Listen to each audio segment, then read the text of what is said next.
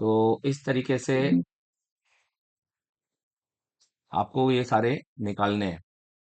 तो board ID, RF temperature, ये आपका पीएफओ के पास लगे होते हैं। दूसरा, बोर्ड आईडी, ये आपका देखो यहाँ लगा हुआ है। ये पावर आईसी के पास, पर देखो, पर उसमें R1 NC है, मतलब ये सिर्फ पुल डाउन किया है। 56 था तो ये लगे रहने देना, बोर्ड आईडी पुल डाउन किया हुआ है, ठीक है। ये ज्यादातर पावर के पास आपको देखने को मिलेंगे, सीपीयू के पास, पावर के पास, कहीं भी हो सकते हैं भाई, इसको ढूंढना पड़ेगा। बिटमैप से बहुत इजीली ढूंढने में मिल जाएगा। और चार्जिंग टेम्परेचर एडीसी, ये पूरा डिवाइडर है, क्लोज टू चार्जर है कि VQ के पास लगा मिलेगा।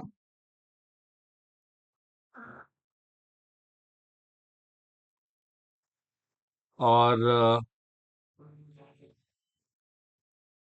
बोर्ड आईडी ADC1, ये भी आप देखोगे तो ये सिर्फ पुल डाउन है, क्योंकि पुल अप तो नहीं है।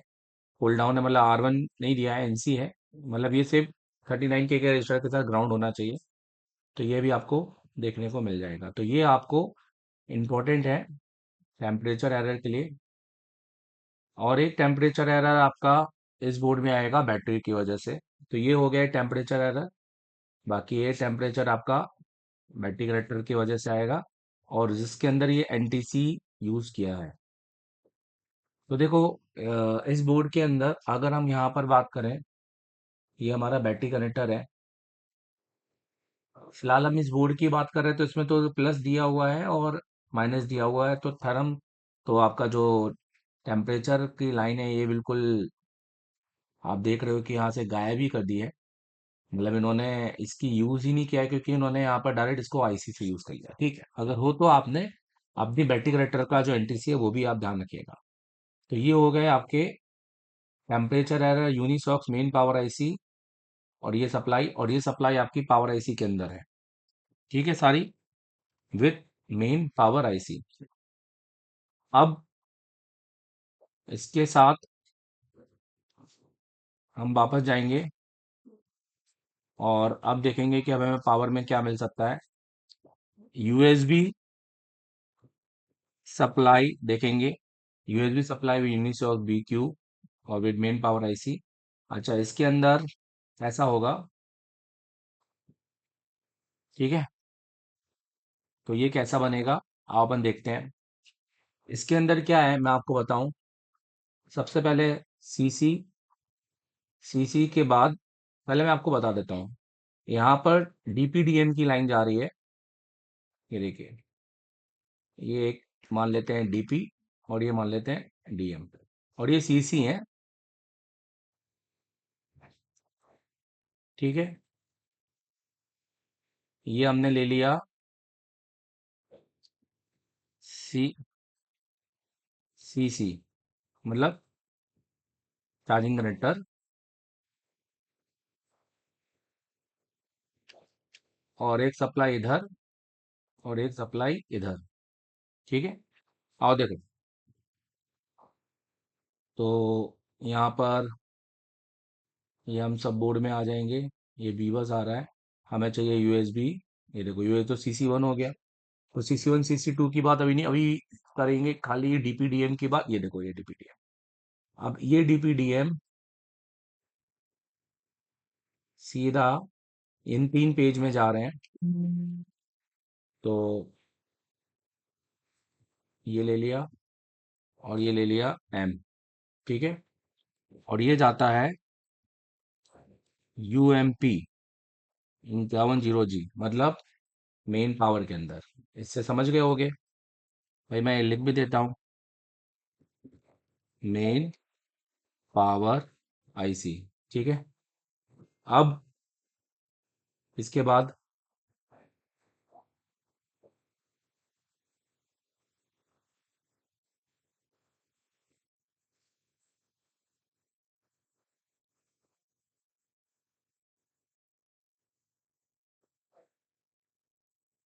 तो ये हमने बना दिया है कुछ इस तरीके से। ये सप्लाई पहले मेन पावर आईसी के अंदर जाएगा। ठीक है। अब ये देखो, अच्छा यहाँ पे पुल अप लगा हुआ है पर एनसी है। कई बार नहीं मिलेगा तो आपको समझ लेना है कि ये बीक्यू के 2 और 3 नंबर पे फास्ट चार्जिंग सर्किट के लिए जा रहा है। और आपको मैंने बताया था कि जब भी चार्जर लगाएंगे 2 और 3 आपस में कनेक्ट हो जाएगा, तो यहाँ पर अगर ऐसा लग रहा है तो 2 और 3 को आपस में जंपर मार सकते हैं आप। ठीक है, बाकी यहाँ पर सर्किट एनसी है तो मतलब यूज नहीं किया ना इनने। अब यहाँ पर तो टेस्ट पॉइंट है, ये देखो, ये आपकी पावर आईसी है, ध्यान रखना, पीएमयू। और ये इसके अंदर घुसा दी है। ठीक है, K9 में।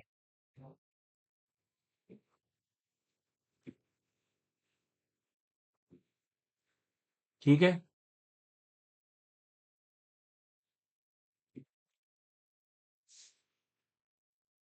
आईसी के अंदर। और ये जाएगा K10 में, डीएम। ठीक है, बट अब उसके बाद क्या, उसके बाद ये जाएगा सीपीयू के अंदर। हाँ, यूएमएस। यूएमएस है सीपीयू।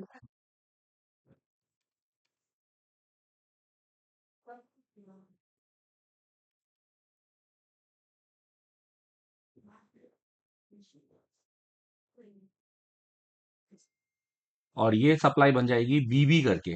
देखिए, ये देखो, देखो यहाँ से अंदर आया, यहाँ से अंदर आया, और यहाँ से ये इस तरीके से आईसी से ये सीपीयू पर चला गया, ये देखो, इंटरनली। तो ये आपस में बीप नहीं मारेगा क्योंकि आईसी के दूसरे पैड से आ रहा है ना, इसलिए बीप नहीं मानेगा। मतलब समझो कि पहले आईसी खुद सेंस करी है और फिर बाद में सीपीयू को सेंस करवा रही है। ठीक है, समझे?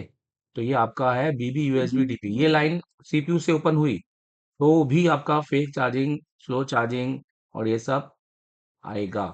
No port.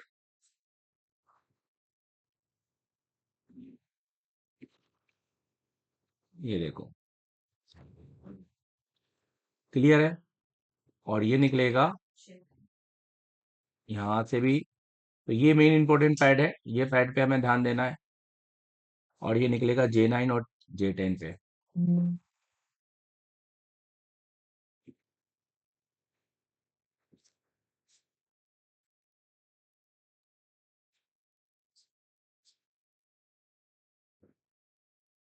J9 और J10 पे निकलेगा।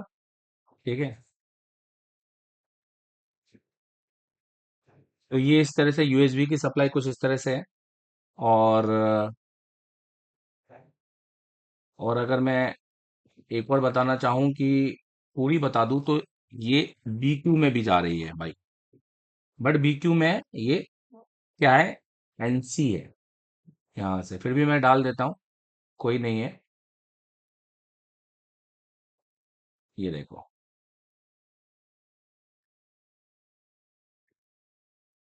एक सप्लाई ये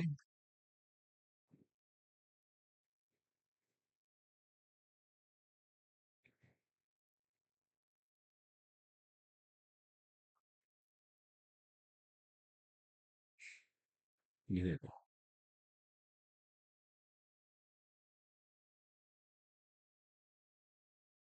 और इनके बीच में क्या होगा, रजिस्टर ही होगा।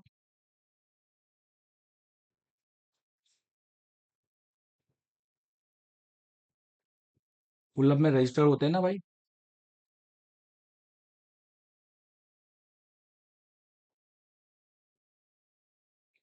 इस तरीके से।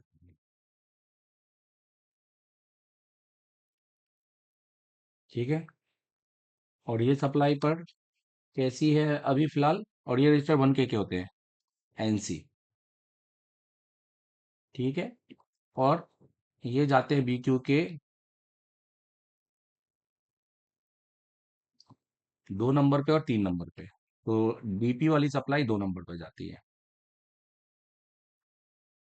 तो ये आपका पूरा बन गया एसपीडी का, यूएसबी का सर्किट। चलो ये भी क्लियर हो गया।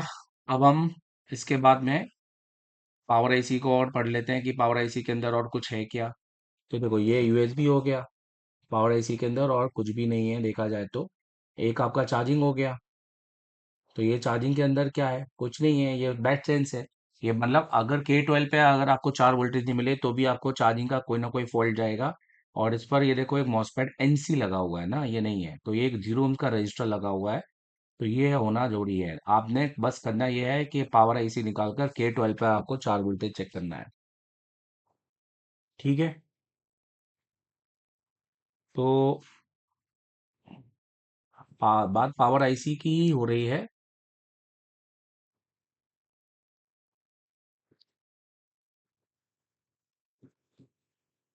चार्जिंग एरर, बट यहाँ पर अब BQ की नहीं हो रही, केवल पावर IC की हो रही है। तो कौन कौन सा pad? Pad we sense K12। आपको इस पे क्या चेक करना है?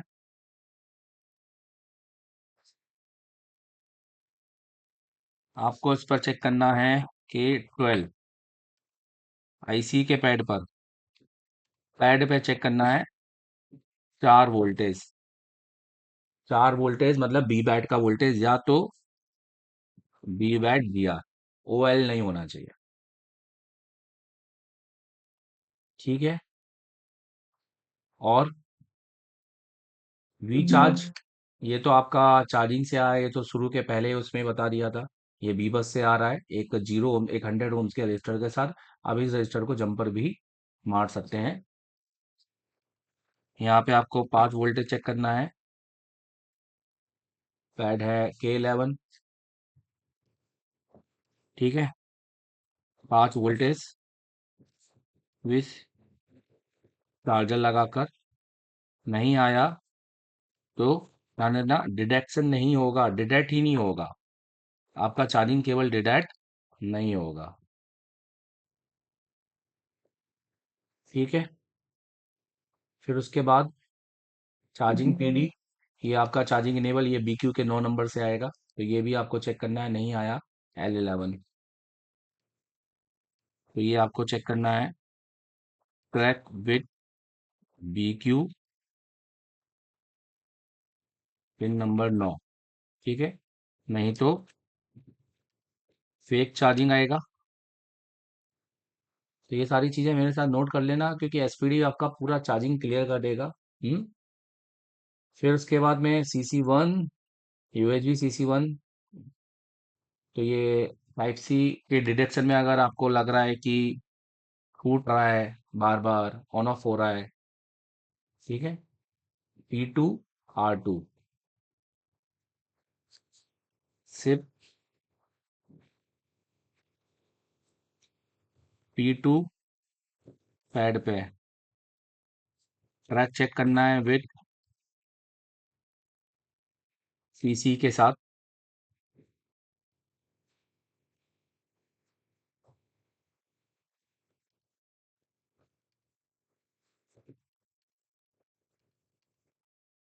ठीक है। मतलब आपके नीचे B2B केबल और फिर CC के वही आपको मैंने सिखाया था, C2 V2 आएगा आपके बी बस के बगल में। एक NC होगा, एक C1 होगा, एक उधर NC होगा, एक C1 होगा। ठीक है। नहीं तो चार्जिंग का पूरा मेरा सेक्शन खोलो, उसमें क्लियर हो जाएगा। फिर बैट डिटेक्शन। तो ये bat detection, bat temperature ADC का सर्किट है। इसमें आप देखो तो ये एक वीवो की तरह एक R1 R2 लगा हुआ है। तो R1 लगा है बोर्ड के ऊपर 47K का, और R2 लगा है, ये चला जाएगा आपका, ये देखो सब बोर्ड में। ठीक है। तो ये एक बैट टेम्परेचर ADC है, ये इसमें टेम्परेचर एरर आपको देखने को मिलेगा। तो ये आप यहाँ नोट कर लो, ज़्यादा अच्छा है। ठीक है। और ये L12।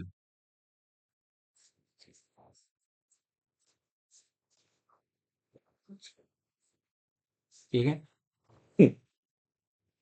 अब और क्या है पावर के अंदर? फिर ये फ्यूल गेज है, ये तो आपको पता ही है, ये सेंस भी L13 L14, ये बैटरी के माइनस के साथ में जुड़ा होता है।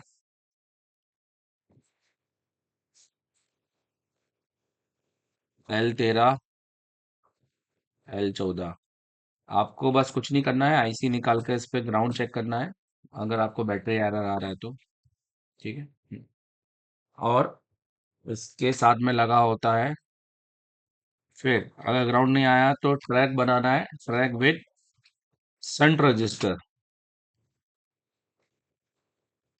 ठीक है। तो आपको इसका जम्पर संट रजिस्टर के साथ देना है। फिर आप देखो तो और कुछ भी नहीं है, फिर आपका पावर के अंदर चार्जिंग का और कोई दूसरा मसला नहीं आएगा। तो ये पूरी चार्जिंग मैंने पावर के अंदर बता दी है। हम अगले टॉपिक पर हम इसके सीपीयू की बात करेंगे फाइनल। तो हमारा चार्जिंग पूरा completely, charging IC plus power IC, और इसके बाद हम जब बात करेंगे तो ये सीपीयू ऑलरेडी मैंने बना के रखा है, तो हम इस पे बात करते हैं। ठीक है।